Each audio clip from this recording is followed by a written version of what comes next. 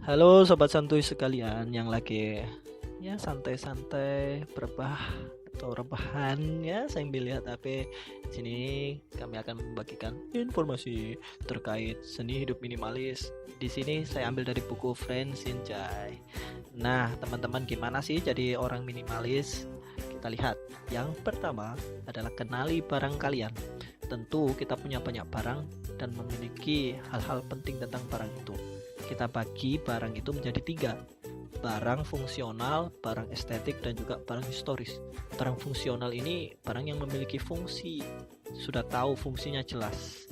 Barang yang estetik tentu barang yang memiliki nilai keindahan, sedangkan barang yang historis memiliki nilai sejarah, punya kenangan dengan barang tersebut. Ya, kalau barang itu tidak memiliki nilai fungsi, tidak berfungsi ya, tidak memiliki nilai estetik, tidak memiliki nilai historis, ya sebaiknya kita saja tanpa rasa takut. Nah, mungkin juga kita bisa menyumbangkan apabila barang itu memang memiliki fungsi tapi kita tidak memerlukannya lagi. Mungkin itu lebih baik ya kalau. Yang kedua, Anda bukan barang Anda. Kenapa demikian? Tentu mungkin kita bisa gambarkan dengan make up mahal yang tak menjamin kecantikan kita atau kegantengan kita. Kamera super juga tak menjamin kita jadi fotografer yang handal. Barang itu sering mengandung janji-janji, seakan-akan barang itu penting, perlu kita beli. Kita harus membeli barang tersebut. Kalau tidak, kita akan jadi orang yang gagal, tidak bisa mencapai cita-cita kita. Nah, ini yang menjadi susah kawan-kawan. Padahal sejatinya kalau barang itu bukan yang utama, mereka fasilitas nih, tapi yang terpenting adalah kerja keras dan pengalaman. Kita kalau mau jadi fotografer ya sering-sering melakukan foto. Nanti kalau sudah punya uang lebih ya kita bisa membeli kamera yang lebih baik lagi. Pengalaman itu penting. Nomor 3, sedikit barang ya sedikit stres gitu ya. Kenapa kok bisa dikatakan sedikit barang itu sedikit stres? Kita lihat, kalau kita membeli barang kadang-kala beli, ternyata sampai di rumah barang kita menumpuk, sehingga kita pusing melihat barang-barang kita. Di sana ada kulkas, ada televisi dan sebagainya, sehingga ruangan kita tidak cukup. Nah, apalagi belum kita bersih-bersih nih. Kalau kita bersih-bersih membutuhkan waktu yang banyak, sehingga kita lelah, tidak ada waktu luang.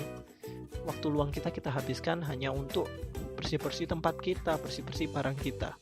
Ya, ini membuat kita harus berpikir ulang untuk beristirahat. Barang yang banyak juga membuat kita susah bergerak. Kalau kita mau pergi kemanapun, kita masih keingat barang kita di rumah, nanti jangan-jangan diambil A. Kalau kita keluar ke rumah, jangan-jangan. Nah, ini membuat kita terantai dengan barang kita. Nomor 4, jadi penjaga pintu. Kenapa kita harus jadi penjaga pintu? Yang kita tahu bahwa ya kadangkala kita tidak sadar ada barang yang masuk ke keranjang kita, sehingga membuat kita seringkali kok tiba-tiba barang kita banyak di rumah, padahal kita sendiri yang sudah membelinya. Makanya kita harus jaga pintu kita, jangan sampai barang itu masuk ke rumah tanpa kita ketahui mengapa barang ini harus masuk. Dan kita kembali ke 3 tadi, ada fungsinya kah, ada estetikanya, atau ada nilai historis dari barang kita. Nah, kalaupun itu pemberian dari orang lain, sebaiknya kita perhatikan apakah pemberian itu memang perlu atau kita tidak memerlukan. Kita bisa, kalau misalnya ketika diberikan, tidak boleh menolak. Nah, kita bisa katakan ke teman kita, sebenarnya kita sulit menyimpan barang-barang tersebut. Nah, dengan barang-barang yang sudah kita stop di pintu tadi, kita memiliki banyak ruang, sehingga kita bebas melakukan aktivitas kita bebas melakukan kegiatan-kegiatan tanpa memikirkan, besok aku harus membersihkan ini, besok membersihkan itu. Dan nomor 5, menyukai tanpa memiliki.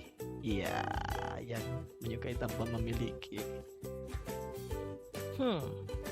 Di sini Anda mungkin punya barang-barang yang Anda suka. saya ini drummer, saya ingin punya drum di rumah, saya punya gitar di rumah, saya punya apa yang kira-kira kita inginkan. Padahal itu tidak perlu guys, perawatan barang kita. Jangan sampai nanti kita pengen drum tapi wah, drumnya tidak terawat, tidak di stem lagi ya, dan merasa tidak enak. Feel it's enough. Kita harus merasa cukup dengan keadaan kita ya, karena mungkin kita tahu bahwa seakan-akan kita membutuhkan A, B, C, D, E, F, G, banyak barang yang membuat kita pengen, tapi mungkin ada barang-barang yang sama fungsinya di rumah kita. Nah, itulah yang membuat kita harus tahu dan merasa cukup, dan juga ada rasa kebersyukuran atas apapun yang kita punya. Itu sudah, kalau kita bilangnya cukup, maka insya Allah kita juga bersyukur atas kecukupan yang ada di diri kita. Itu guys, terima kasih, mungkin itu dari saya. Jangan lupa ya, subscribe, like video ini, dan komen di bawah.